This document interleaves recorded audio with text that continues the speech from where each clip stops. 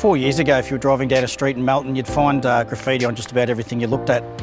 NBN boxes on the side of the road, telephone boxes, light poles, shop walls. Graffiti was pretty rampant. It was really quite ugly. We've got a crew on the ground every day, 5 days a week, and that's how we hit it. I think last year, in a calendar year, we removed over 20,000 square metres of graffiti. So to put that in perspective, if you picture a line a metre wide, that's 20 kilometres worth of graffiti. Our scope has now changed a little, so we went from just tidying up the city to now working out how we can prevent the graffiti from coming back.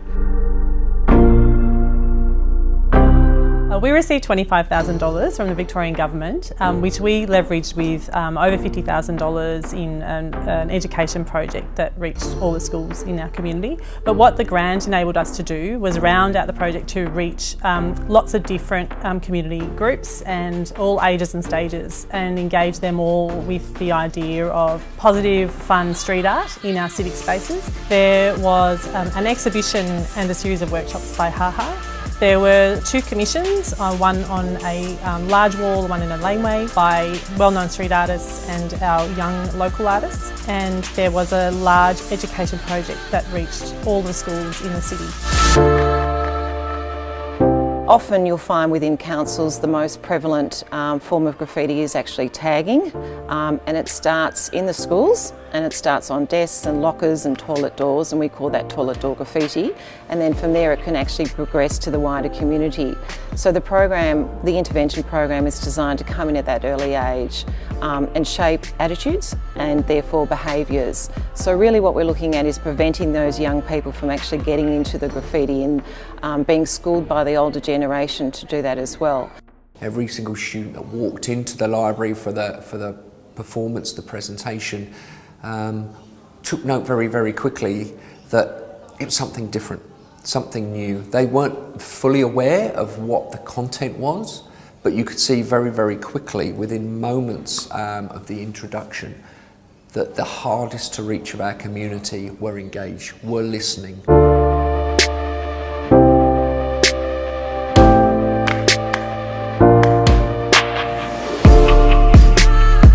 From there, we look further up the chain to young people who are at risk and who might already be tagging, and how do we engage them? And then also, how do we provide a broad opportunity for people to interact with our civic spaces positively and to see street art as something that can actually be a career pathway and a creative outlet, and something that's embraced by the community.